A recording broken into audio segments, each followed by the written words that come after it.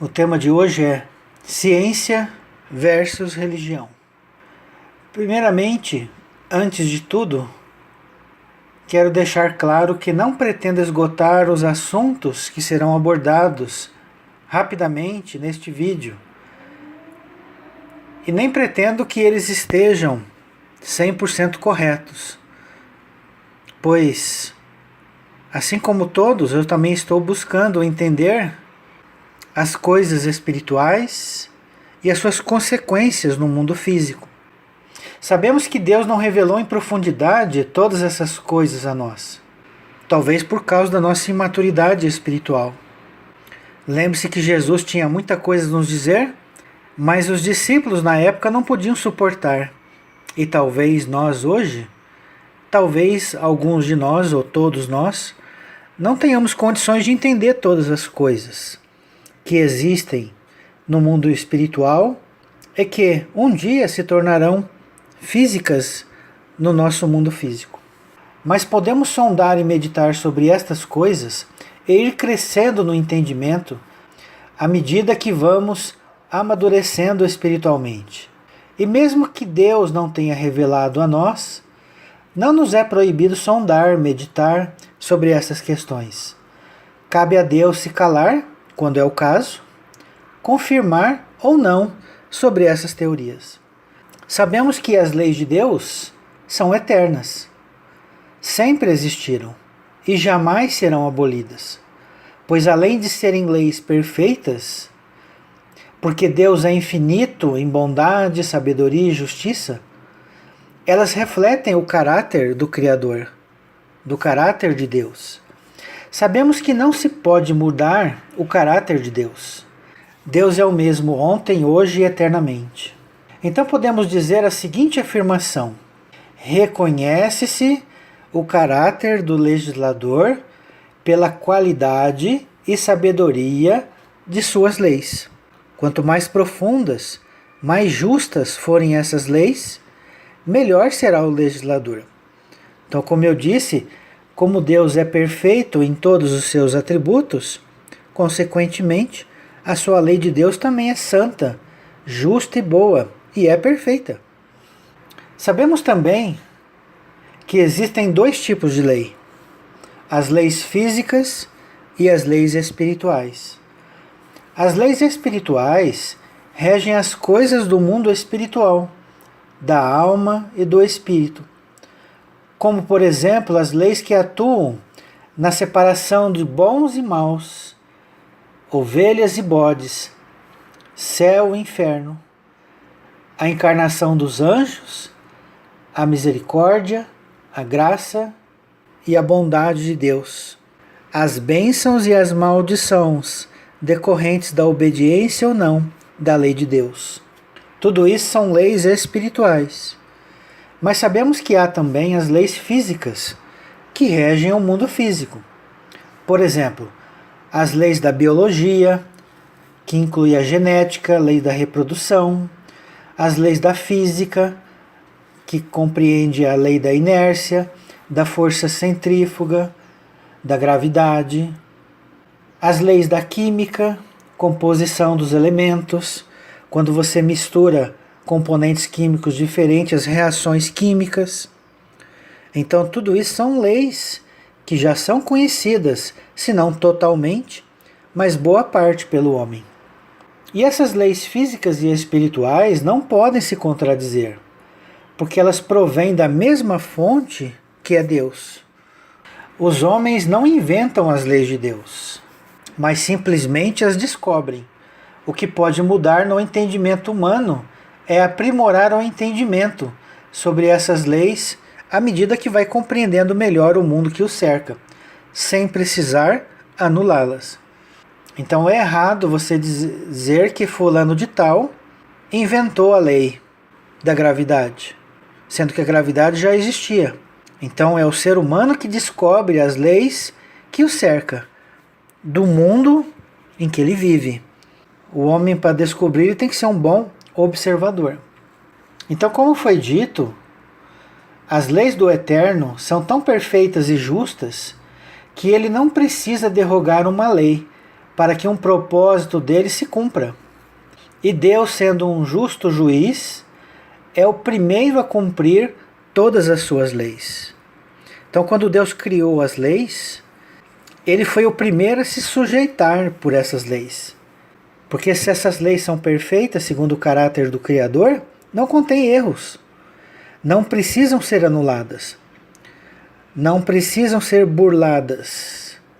Não precisam ser desobedecidas, nem pelo próprio Deus. Deus criou mecanismos para todas as situações. Então, por que a ciência não avança muito mais do que poderia? Porque a ciência despreza as leis espirituais, desconsidera Deus e os agentes do mundo espiritual, os anjos. Veja, por exemplo, a psicologia. Se se considerasse a existência da alma e do espírito no comportamento humano, ao diagnóstico de casos de esquizofrenia, ataques epilépticos, muitas das vezes a medicina não encontra a causa desses distúrbios e, por causa disso, não pode tratar com 100% de eficácia. Enfim, tem muitas outras possibilidades. Evidente que encontramos exceções.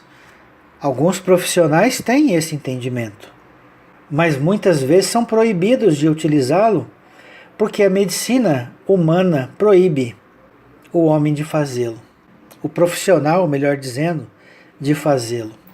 Então as leis humanas proíbem o uso da ciência religiosa em práticas da medicina, frutos ainda da imaturidade e crendices dos homens.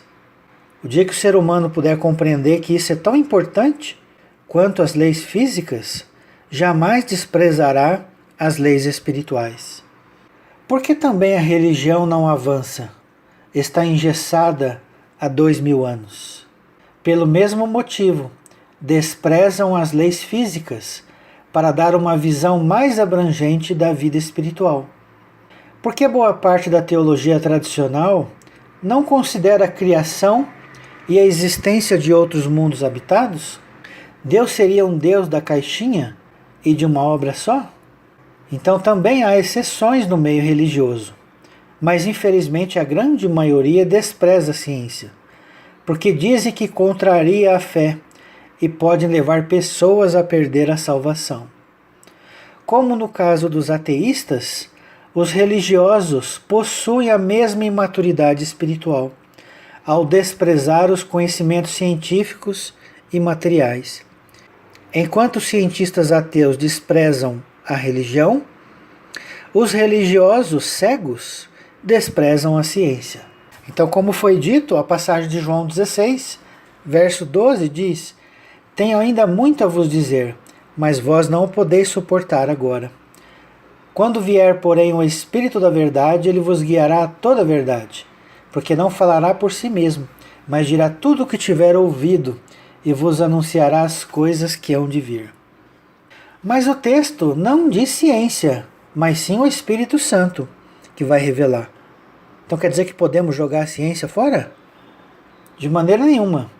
Devemos observar as leis da ciência e, se for a verdade, o Espírito Santo testificará em nossos corações, pois poderá haver erros dentro das leis humanas da ciência, como também dentro das leis espirituais que o homem interpreta da Escritura.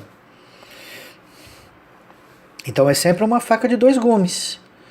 Agora, nós temos que ser sinceros para ver se é o Espírito Santo que está testificando ou não uma teoria física ou espiritual, ou se é o nosso íntimo, que nós chamamos, entre aspas, confirmação do Espírito Santo, fecha aspas, ao não aceitar ou confirmar teorias errôneas físicas e espirituais.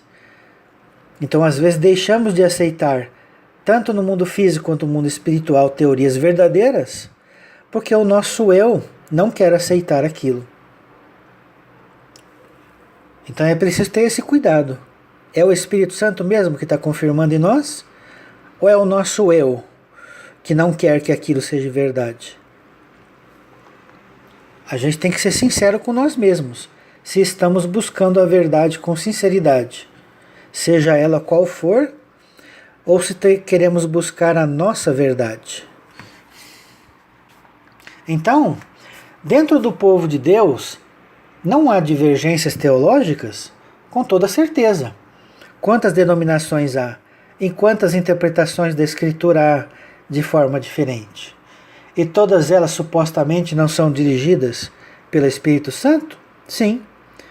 Por isso é que eu repito, temos que saber quando é o Espírito Santo que confirma e quando que é os interesses humanos, carnais, que confirmam.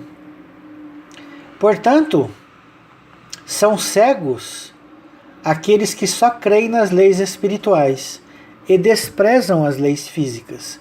Por causa disso, existem aqueles que creem na Terra plana, por exemplo. Desprezam que a Terra tenha mais de 7.000 anos e desconsideram o período dos dinossauros.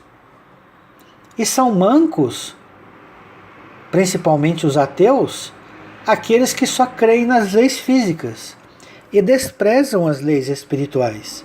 A matéria não poderia criar-se por si mesma, pois como pode a matéria que não pensa e nem possui vontade própria criar um ser dotado de pensamento e vontade?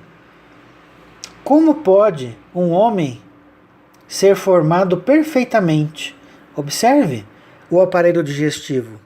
É uma verdadeira usina para digerir alimentos. E observe que separa aquilo que é bom daquilo que não presta. Aproveita e encaminha para o sangue aquilo que é útil e joga para as regiões inferiores o que não presta, para ser expelido. Então olha a engenhosidade do aparelho digestivo. A visão, por exemplo. Para uma pessoa poder enxergar é preciso dezenas, centenas de mecanismos do cérebro até o globo ocular estar funcionando perfeitamente. Então, a natureza não poderia criar isso sozinha. Está por trás uma inteligência superior, uma inteligência suprema, uma engenharia perfeita. Os próprios órgãos, se você observar, o olho está no ponto mais alto do corpo. Já imaginou se o olho estivesse no dedão do pé? A gente não ia conseguir enxergar nada. Por que a boca está em cima e o ânus está embaixo? Para ver o processamento de alimentos. Observe que desde a mastigação, passando pelo estômago, passando por outros órgãos que digerem, que aliás o estômago tem um ácido que corrói os alimentos, mas não corrói o próprio tecido do estômago. Então isso não poderia ser criado sozinho pela natureza. Só Deus mesmo por trás disso tudo. Então a natureza traz em si a assinatura do Criador. É como eu costumo falar. Existe um livro muito maior do que a Escritura e que foi escrito por Deus, chamado A Natureza. Então aquele homem que medita à sua volta, em tudo o que acontece, consegue compreender melhor o Criador. O Criador fala através da natureza. O Criador ensina através da natureza. Não veio aí o ditado, água mole em pedra dura, tanto bate até que fura? Da onde o homem tirou esse provérbio? Da observação da natureza. E isso não é verdade? Claro que é. E a água também não simboliza a palavra? E a pedra dura não simboliza o nosso coração? Água mole em pedra dura, tanto bate até que fura. A fé vem pelo ouvir, e o ouvir vem pela palavra de Deus. Já no campo espiritual, a exegese e a hermenêutica são ferramentas criadas pelos homens. São elas que ditam as regras de quem está ou não interpretando corretamente as Escrituras. Ou seja, elas te dão um óculos. E se você não lê por essa cartilha, eles vão dizer que você está interpretando errada. Você está interpretando erroneamente as Escrituras. Mas pergunto, qual faculdade teológica os discípulos estudaram? Será que foi na faculdade de Jerusalém? Será que foi em alguma faculdade teológica denominacional? Em alguma faculdade do mundo? Sabemos que a maioria dos pastores são formados nessas faculdades e elas seguem a regra de interpretação que aprenderam. Agora, é a correta? O tempo vai dizer se sim e não.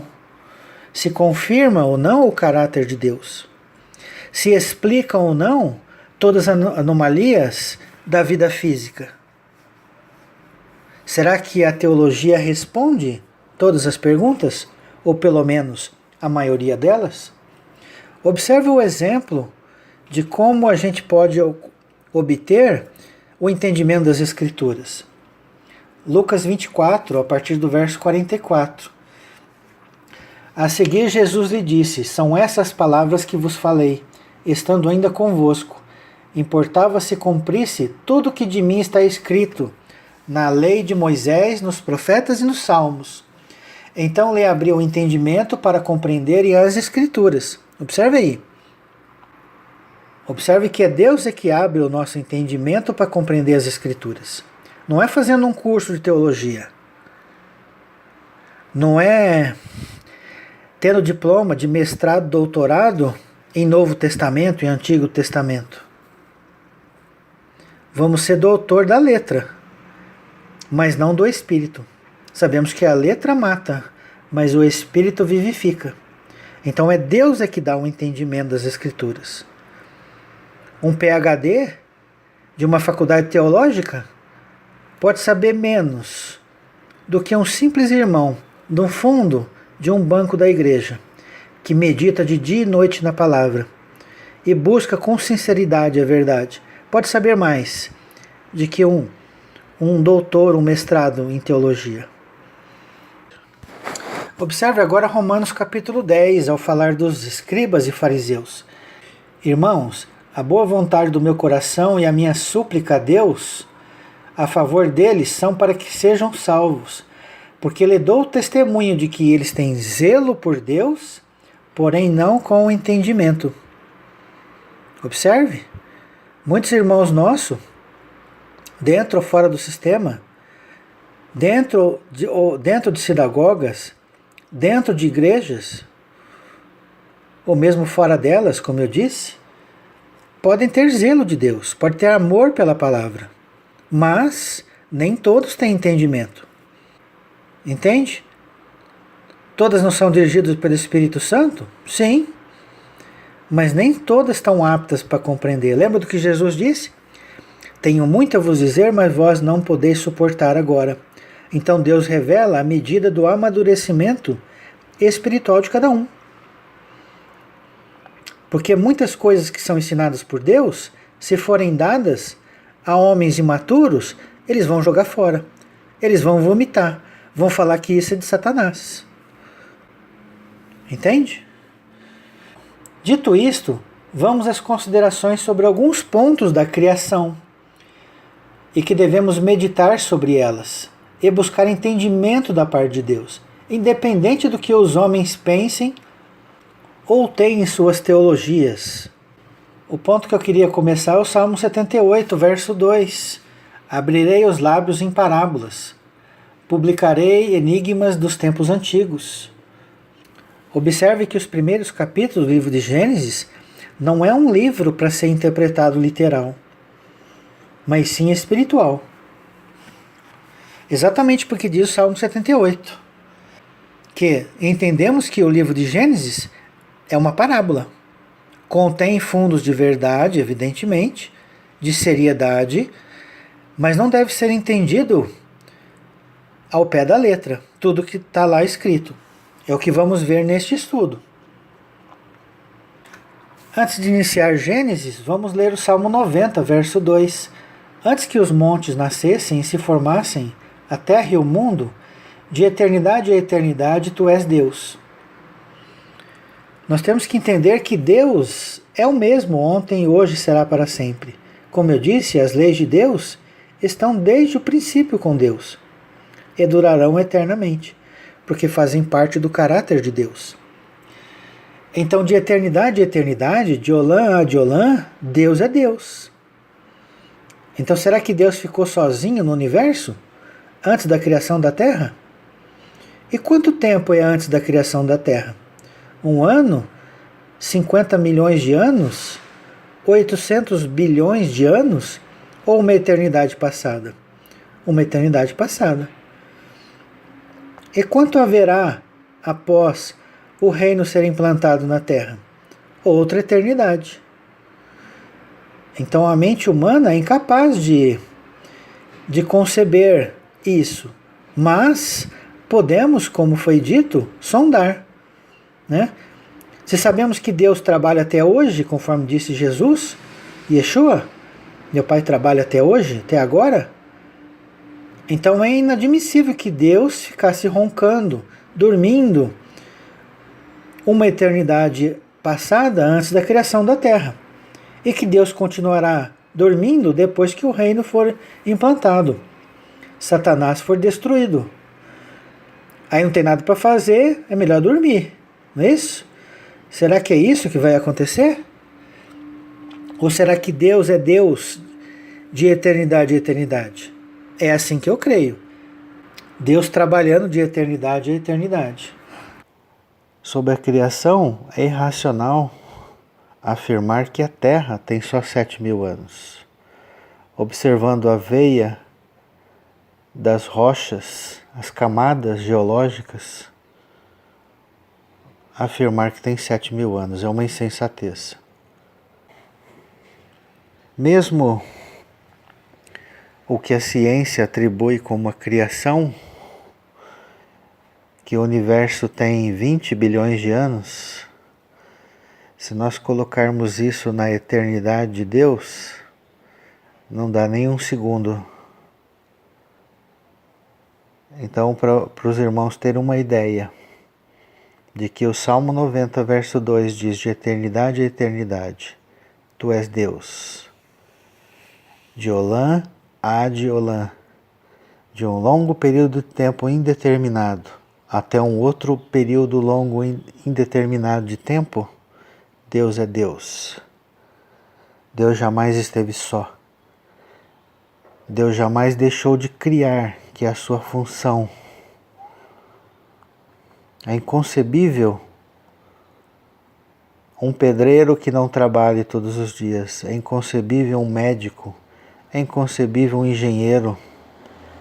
É inconcebível um professor que não exerça a sua função dia após dia. Então é inconcebível que o Eterno deixe de ser quem Ele é dia após dia. Mesmo que os seus dias sejam como 1000 anos comparados ao nosso. Então o universo de 20 bilhões de anos é ainda uma gota no oceano da criação do Eterno. O que é 20 bilhões de anos comparado a uma eternidade? De eternidade a eternidade. Será que cada eternidade não é uma criação do Eterno? É que cada criação fosse como uma célula e que essa célula para nós fosse o universo infinito, porque é infinito para nós que estamos no corpo de carne e sangue, na terceira dimensão que estamos. Mas o Eterno que está além da terceira dimensão, para Ele toda a criação é finita, porque Deus consegue abranger toda a criação. Deus é onipresente, Ele está em todos os lugares. Então, para nós que estamos presos a uma terceira dimensão, que estamos presos a uma realidade de vida estreita, não podemos mensurar o tamanho da criação de Deus. mas a nossa mente pode meditar. Muitos dizem que não devemos usar a razão humana para meditar. Mas quem nos deu a razão? Ela nasceu sozinha? Ou foi Deus que nos capacitou? Provérbios capítulo 2 diz que a gente deve buscar a verdade como o ouro e como a prata. E lá em Provérbios capítulo 2 diz que o bom siso te guiará. O que é a palavra siso? É a palavra juízo. Então o bom siso nos guiará. Evidentemente há a boa razão humana e há a má razão humana. Quanto mais ligado ao mundo material, às ideias materiais, mais longe estaremos da verdade. Mas aqueles que podem meditar e sondar todo o universo que nos cerca, visível e invisível, podem usufruir de muitos e mais conhecimentos, para que possamos compreender o mundo que nos cerca e ver que a obra de Deus é muito maior do que os religiosos imaginam, que a obra de Deus é muito maior do que os cientistas ateus imaginam. Mesmo sendo pelo Big Bang, segundo a explicação da ciência, mesmo a explicação da religião, de que Deus colocou tudo no seu lugar, né? Sem ser da forma que a ciência explica, de uma forma ou de outra, só existe uma fonte, a fonte é Deus. Então Deus colocou a assinatura aqui nesse capítulo. Só preciso citar aqui a preposição Bereshit. Alguns tradutores colocaram no princípio, mas bem poderia ser em um princípio. E será que estaria errado? Porque aonde entram os dinossauros? Se teve um princípio só, os dinossauros não se encaixam em 7.000 anos. Porque o que a Escritura relata são 7.000 anos da história da humanidade. E a ciência mostra que a Terra não tem 7.000 anos. Então aquilo que eu disse anteriormente, a religião vai jogar o que a ciência descobriu fora? Só porque dentro da ciência existem ateus? Ou será que não dá para explicar Deus mesmo de acordo com a ciência? É preciso ter bom senso para não ser nem extremista de um lado, nem extremista de outro. Como eu disse, achar o ponto de equilíbrio entre fé e razão, entre ciência e religião. Veja aí, a terra, porém, estava sem forma e vazia. Havia trevas sobre a face do abismo, e o Espírito de Deus pairava por sobre as águas. Então observe que a terra estava sem forma e vazia. Mas observe com atenção. Sem forma, porém a terra existia. Ora, se a terra existia, ela tinha forma. Então por que ela estava sem forma? A terra era vazia, mas tinha água e tinha abismo. Então ela estava vazia? Sabemos que a água só permanece em um lugar dentro de um recipiente sólido, por exemplo, um copo, ou na natureza, envolto em meio à terra, a rochas, por onde passa o rio, por exemplo. Então a água sem ter obstáculo, ela ficaria rasinha, né? Não teria profundidade. Então a terra tinha forma, apesar de estar escrito sem forma, e não era vazia, apesar do texto dizer que era vazia. Então, consequentemente, o entendimento não é literal, mas é espiritual. Repare também que a água não foi criada em Gênesis. É claro que um dia distante na eternidade passada, Deus a criou, como tudo que existe no universo, visível e invisível. Mas isso prova que não devemos ler Gênesis literal. Porque como haveria água em estado líquido sem a luz do sol, que só veio existir no quarto dia? Observe também que as plantas que foram criadas no terceiro dia não sobreviveriam sem que houvesse a luz do sol. A fotossíntese. Coloca uma planta em um lugar sem luz do sol e sem luz indireta, né? Porque quando você considera que o sol só foi criado no quarto dia, o primeiro, o segundo, o terceiro dia era um breu só. A luz que eu estou dizendo é luz física. Porque a luz do primeiro dia nada tem a ver com a luz do sol. Porque o sol só veio no quarto dia. A luz do primeiro dia é a luz espiritual, que nós sabemos que é Jesus. Foi colocado na terra para colocar ordem na terra, para trazer salvação a uma terra sem forma e vazia. Não havia abismo? E o que significa abismo nas Escrituras? Não são região ou regiões de morte espiritual? E por que o Espírito pairava sobre a face das águas? O que significa águas? E só voltando aqui à questão da planta, né? Que eu falo que sem a luz do sol ela não sobrevive. Coloca uma planta num lugar escuro, sem luz nenhuma, e veja se ela se desenvolve. Veja se ela sobrevive. Em pouco tempo ela morre.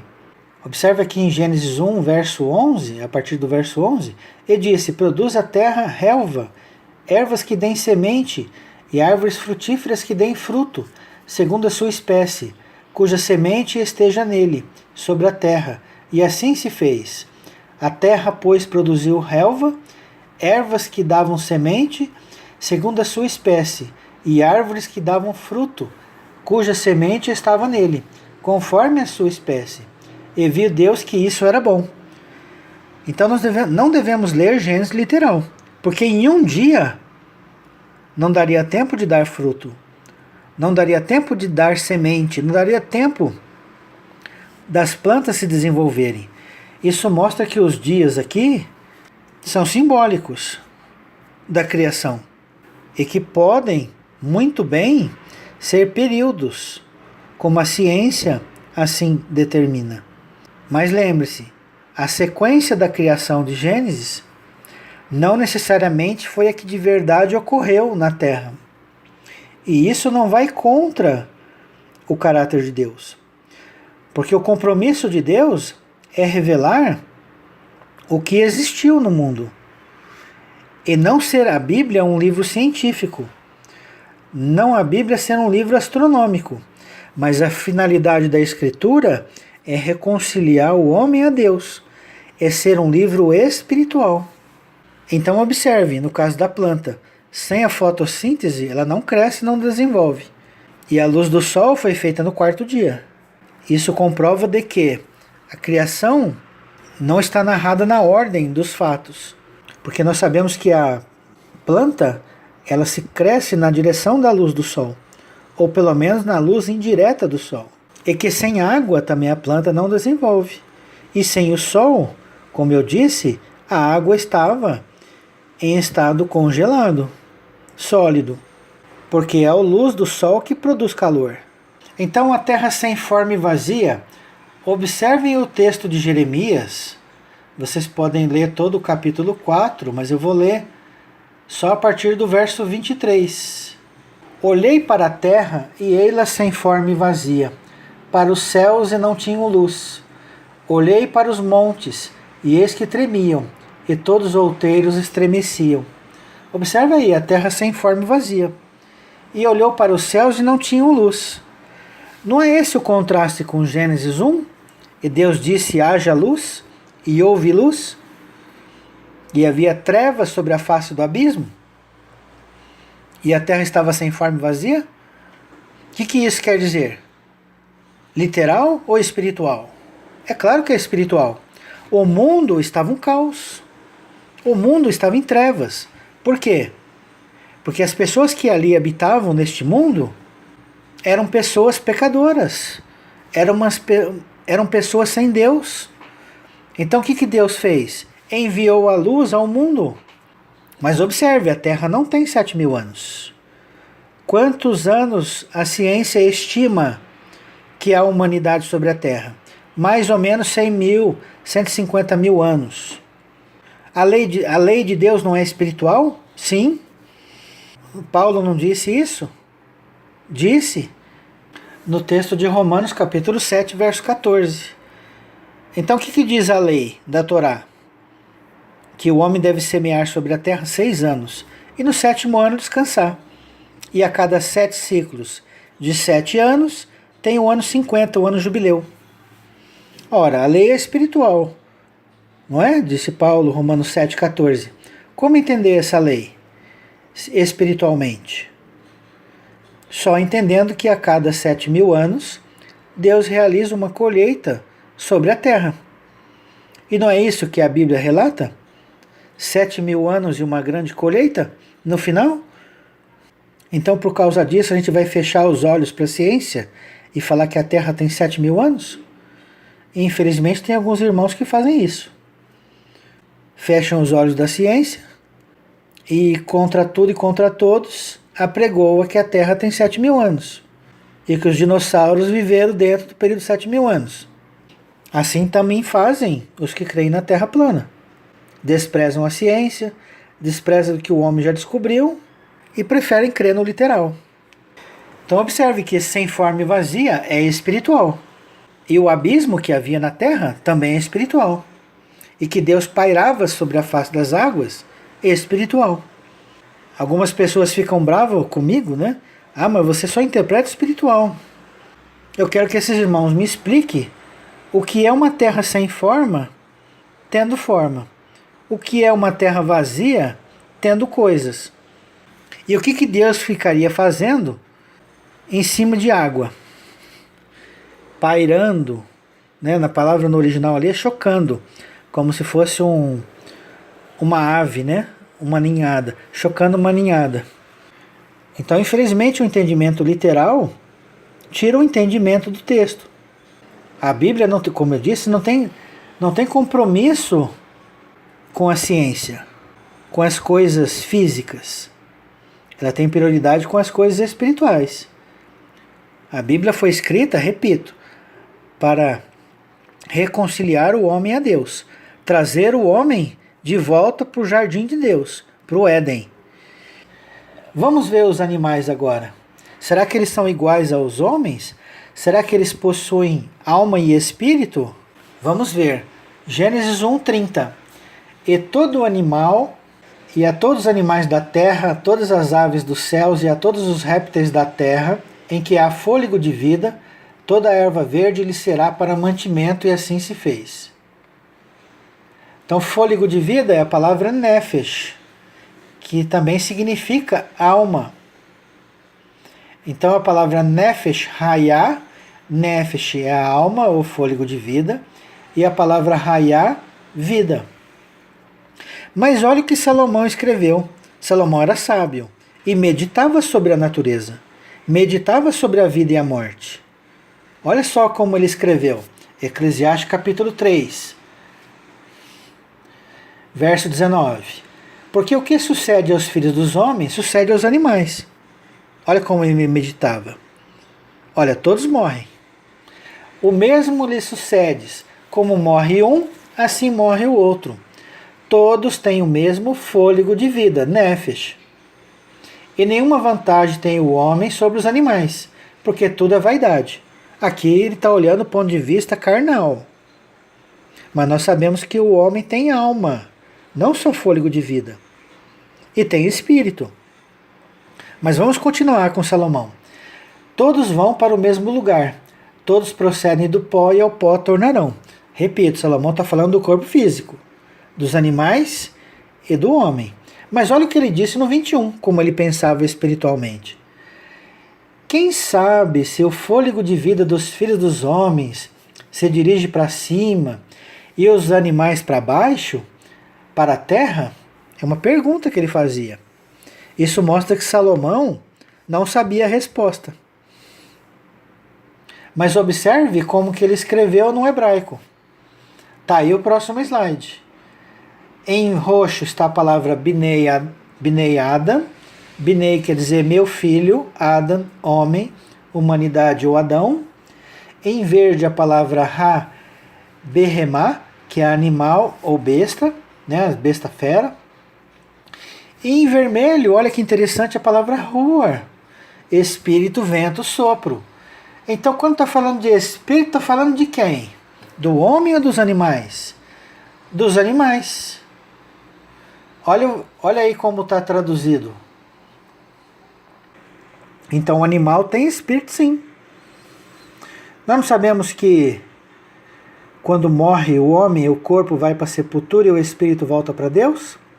E o espírito do animal, para onde vai? Para baixo ou para cima? Volta para Deus ou não volta?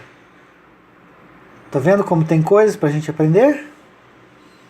E que a teologia tradicional está engessada há 2000 anos e não cresce? Mas Salomão pensava. Por que a teologia de hoje não pensa? Não procura meditar? Será que no mundo espiritual, no paraíso, tem animais ou não tem? Essa é uma questão. Se os animais têm espírito, que tipo de espírito são? É claro que aparentemente mostra não ser igual ao do homem, pelo livre-arbítrio desenvolvido. Mas observe que os animais são dotados de inteligência. Não igual a dos homens, mas tem. Cachorro, gato, tem sentimentos.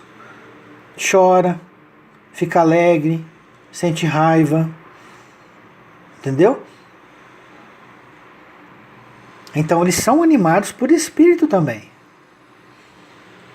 Então precisamos meditar sobre vários assuntos. Como eu disse no início desse estudo, não pretendo trazer todas as respostas, porque nem mesmo eu sei todas elas. Mas estou trazendo para os irmãos meditarem a respeito.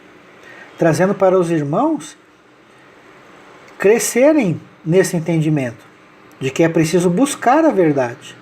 Buscar entender a vida, a morte, tudo que nos cerca. Observar a natureza.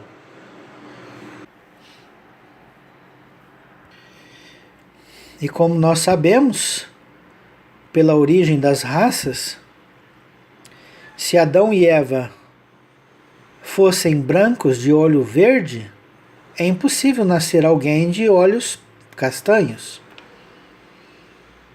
É impossível alguém nascer negro, pardo ou asiático de pais brancos.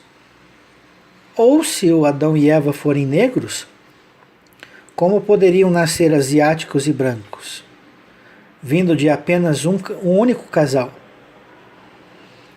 Evidentemente, quando Deus criou os animais, e observamos, por exemplo, temos a onça pintada, o leopardo, o tigre, são variações de uma mesma raça de animal. Então não há variação dos homens? Claro que há. No mínimo 3 raças principais: a raça amarela, a raça branca e a raça negra. As demais, sim, vieram por mistura. Então não podemos desprezar a lei da genética. Não podemos entender literalmente Adão e Eva. Ora, se o Adão e Eva eram os únicos que haviam no paraíso, e depois que eles pecaram, o Éden foi tirado. E aí a gente lê Ezequiel 31, e lá diz nos últimos 10 versos: as árvores do Éden tinham ciúmes dele. A árvore do Éden tinha ciúmes de pessoa? E o texto diz que essas árvores do Éden desceriam ao Sheol? Eu nunca soube que Deus faz plantação de árvore no Sheol. Ou essas árvores não são árvores? E não estavam no Éden? Estavam, Ezequiel 31. Leiam depois lá. Então Adão e Eva eram os únicos que habitavam? Ou Adão e Eva simbolizam um grupo de pessoas? A serpente era uma cobrinha que fala? Ou a serpente também era um grupo de pessoas? O que é mais coerente? Você crer que Satanás, essa serpente, era um homem, como anjo falando Adão e Eva, ou que era literalmente uma cobrinha falando? Cobra fala? Cobra andava e depois rastejou e comia pó? Então Deus faz conosco igual a gente faz com as crianças. Primeiro a gente conta uma fábula para depois explicar a realidade da fábula. Assim também é Gênesis. Lembre lá, Salmo 78, verso 2. Promulgarei parábolas desde os dias da antiguidade. O homem veio do pó da terra. Ele veio literalmente do pó da terra? Não. O que isso significa? Que o homem é feito, é composto dos produtos químicos, os componentes químicos que existem na Terra. Hidrogênio, carbono, oxigênio, cálcio, ferro, fósforo, potássio, enxofre, sódio, cloro, etc. O corpo humano tem de 60% a 65% de água. O planeta Terra, na sua superfície, na parte sólida, na crosta terrestre, também tem 70% de água. Então é uma analogia que Deus faz do homem com a terra.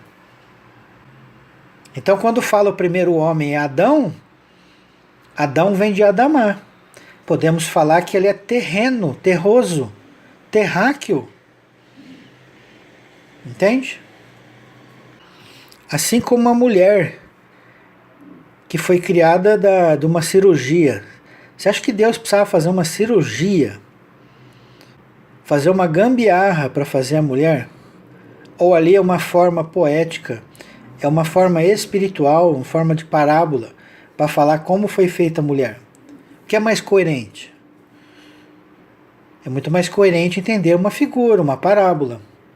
Que a mulher veio assim como o homem, ela é igual ao homem. Por isso que diz da costela. E ambos, ao morrerem, voltam ao pó. Se você reparar uma exumação de um cadáver, anos depois da sua morte, se você abrir o caixão, você vai encontrar lá, além dos ossos, né, que são os últimos a decompor, o corpo de carne e sangue desaparece e volta a ser terra. Parece terra de jardim. Basta procurar no YouTube aí, se vocês vão ver a exumação. Então observe que a figura de voltar ao pó,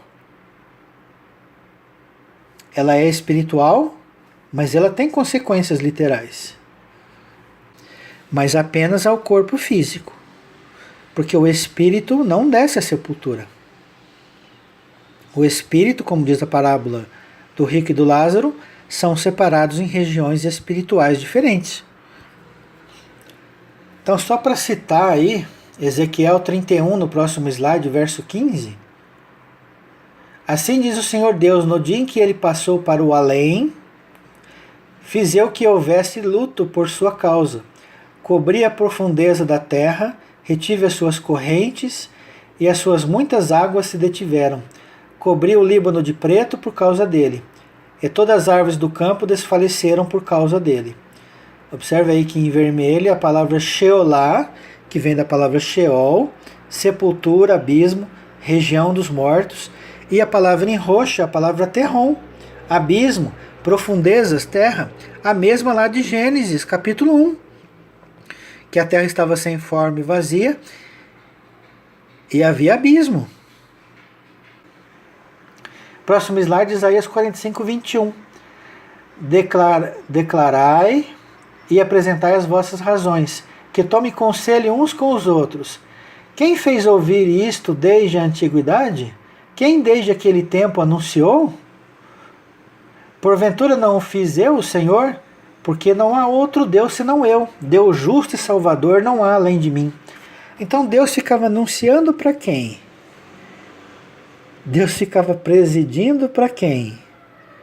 Evidentemente que sobre anjos, que sobre a sua criação, de eternidade a eternidade, ele é Deus. Ele não é Deus de uma caixinha de 7.000 anos. Ele não é Deus de um mundo só chamado planeta Terra, de uma criação só. Então observe como a ciência e a religião precisam crescer. A Terra não tem 7.000 anos, porque a ciência diz que a Terra tem bilhões de anos. Mas observe que a ciência também precisa aprender que se Deus é Deus de eternidade e eternidade, mesmo o universo tendo bilhões de anos, não é nada comparado à eternidade. O que aconteceu antes, então? Então isso entra em parafuso na nossa cabeça racional. É claro que tem uma resposta. É claro que nós ainda não sabemos o que existia antes desse universo que nós o conhecemos hoje. Nós não sabemos. Se ele cresce e encolhe, pois volta a crescer, segundo a teoria da física, né, o Big Crunch, que eles falam. Se houve outra coisa, nós não sabemos. E no futuro? Também nós não sabemos. Mas o certo é que um dia nós saberemos. Quando nós tivermos maturidade espiritual para compreender tudo isso. Mas repito, não é proibido meditar sobre isso. Porque se você fizer uma interpretação superficial da Escritura, olhando só a Terra, você vai errar muito as interpretações. Vai ser muito rasteira, muito superficial. Quanto mais abrangência do conjunto nós tivermos, mais perto da verdade nós vamos estar. Tá, o planeta Terra vai ser implantado o reino de Deus. Mas e no universo? Tem mundos que tem mundos que não tem. Tem pecado no mundo, em outros mundos tem pecado, não tem pecado. Como funciona? Os anjos espíritos que foram, as pessoas que foram joio, que vão ser tirados daqui, vão ser levados para onde? Esse inferno é aonde? Existe um lugar determinado? É um outro mundo físico? É um mundo espiritual? Quanto tempo eles vão ficar lá? Nós já temos alguns indícios. Mateus 5, de 21 a 26, Jesus disse que não sairás de lá enquanto não pagares o último centavo. E Jesus está falando do inferno de fogo. Verso 22 de Mateus capítulo 5. Então no slide aí em roxo tem mim, desde, e a palavra em vermelho queden, eternidade, antiguidade, dias antigos. Vamos fazer duas analogias sobre o homem. Uma delas é o relógio. Então imagine o corpo físico como sendo um relógio, e que cada órgão é uma engrenagem. E para o corpo funcionar perfeitamente, ou seja, o relógio, todas as engrenagens têm que estar em perfeito funcionamento. Se uma das engrenagens falhar, o relógio se quebra. E imagine a alma e o espírito como se fosse a pilha do relógio, o que dá energia ao relógio, o que faz o relógio funcionar. Da mesma maneira, se você tirar a pilha do relógio, se você tirar a alma e o espírito do corpo físico, este corpo também quebra. Então imagine a seguinte situação. Se nós sofrermos um acidente e com isso os órgãos são perfurados, são esmagados por algum objeto causado pelo acidente, por melhor que esteja a pilha, o relógio se quebra, o corpo morre. E havendo a morte, a gente sabe que o espírito volta a Deus, juntamente com a alma. Então não há como manter, por melhor que seja a pilha, manter o corpo funcionando, manter o relógio funcionando. Assim também ocorre na morte natural. O que é a morte natural? é quando Deus chama a nossa alma, o nosso espírito. Ou seja, você tira a pilha do relógio.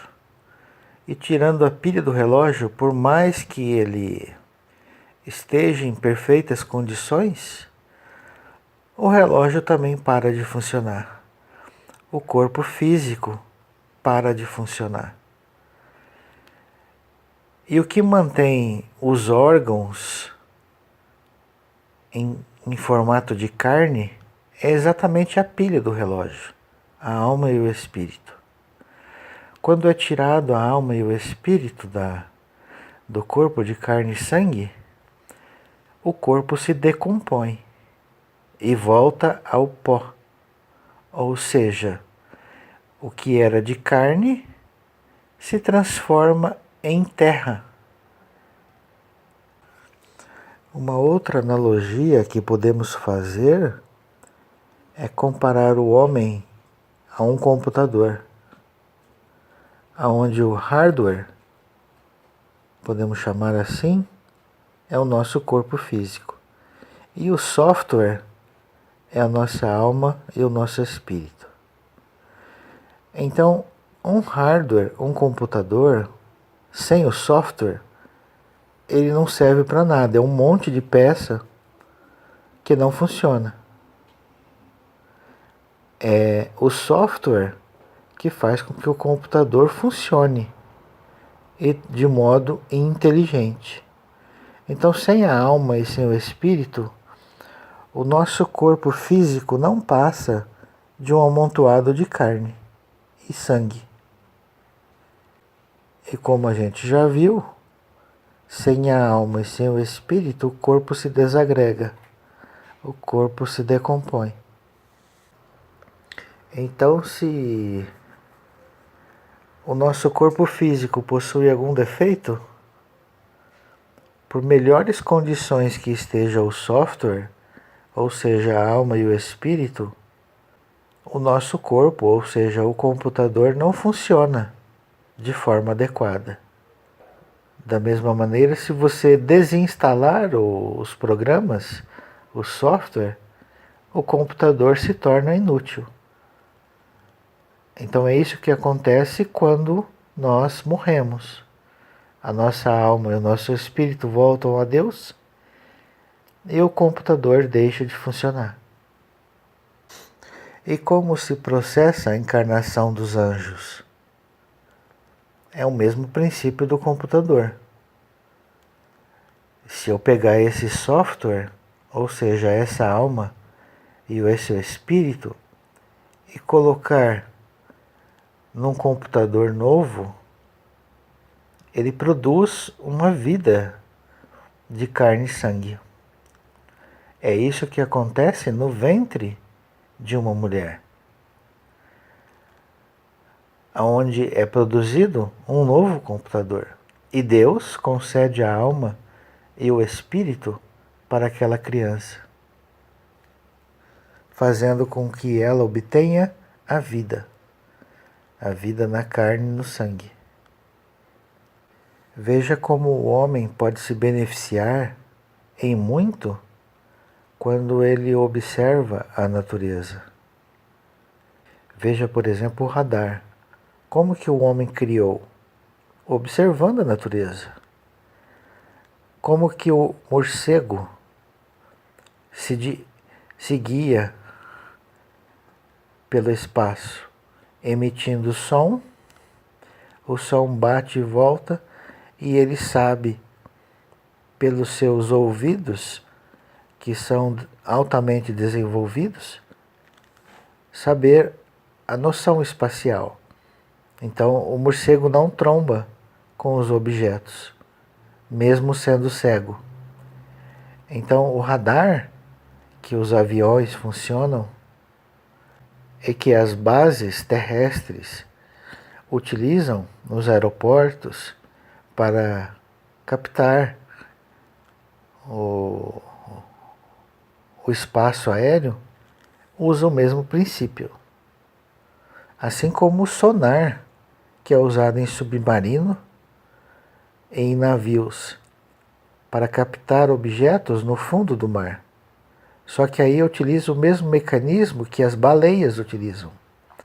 As baleias emitem sons e uma outra baleia consegue ouvir esse sinal a vários quilômetros de distância. Então observe como o homem vai crescendo em desenvolvimento quando ele observa as leis físicas, quando ele observa a natureza. Vejam outro exemplo, o beija-flor. Então o homem, quando observa o beija-flor, ele plana no ar e ele está em pleno voo. Então, o que o homem se beneficiou disso? O homem criou o helicóptero, um sistema de asas de propulsão semelhante ao do beija-flor. Então, assim como o beija-flor, o helicóptero ele para no ar, em pleno voo. E os aviões que o homem construiu também foi observando os pássaros, o planador, etc. Então, muito mais o homem poderia se beneficiar se ele sondasse as leis espirituais. Se o homem considerasse a alma e o espírito, quantas coisas ele poderia tirar de ensinamentos, quantas coisas ele poderia desenvolver na medicina, no tratamento psicológico, se observasse e considerasse a alma e o espírito. Então esse estudo visa mostrar que tanto a religião pode se beneficiar se considerar as leis físicas, que já são comprovadas pelo homem, assim como a própria ciência pode se beneficiar das leis espirituais que são comprovadas pela religião, que são comprovadas pelo contato com o mundo espiritual. O homem só tende a desenvolver as suas aptidões, a viver melhor o mundo que o cerca. Porque, como foi dito, tantas leis físicas quanto espirituais foram criadas pelo Eterno, e que ambas, provendo da mesma fonte, não podem se contradizer. Então, assim como Jesus disse aos discípulos: tenho muito a vos dizer, mas vós não podeis suportar agora. O homem tem muitas coisas a aprender no mundo espiritual, porque ainda não era apto a compreendê-las. Mas há 2000 anos depois da morte de Jesus, de Yeshua, será que o homem hoje não pode crescer e desenvolver? Com toda certeza. Mesmo assim, o conhecimento é infinito como o próprio Deus. Deus é infinito em todos os seus atributos. Então, por mais que saibamos, ainda tem um horizonte à nossa frente, desconhecido. Mas à medida que vamos amadurecendo, vamos crescendo em direção ao Eterno. Então a ciência também tem muitas coisas que poderia criar e desenvolver. Basta comparar o homem das cavernas com o homem de hoje. Hoje o homem tem tecnologia que o homem da caverna nem sonhava. Agora, o homem de hoje já sabe tudo? Não. Então, daqui a 1000, 2000, 20.000 anos, 50.000 anos, quanto que o homem estará mais desenvolvido que o homem de hoje? Nem sonha existir, nem sonha conhecer. Então é preciso que o homem sábio, que o Filho de Deus sábio, possa unir a ciência e a religião, e que de forma racional, e que de forma coerente, de forma que não negue nem as leis físicas e nem as leis espirituais, cresçam em direção ao Criador, para que o homem possa expandir todas as suas capacidades como Filho de Deus. Nós somos deuses, filhos do Deus Altíssimo. Filho de peixe, peixinho é. Portanto, sejamos verdadeiramente filhos do Eterno. Espero que os irmãos tenham gostado de mais este estudo. Um abraço a todos e Shalom, Shalom.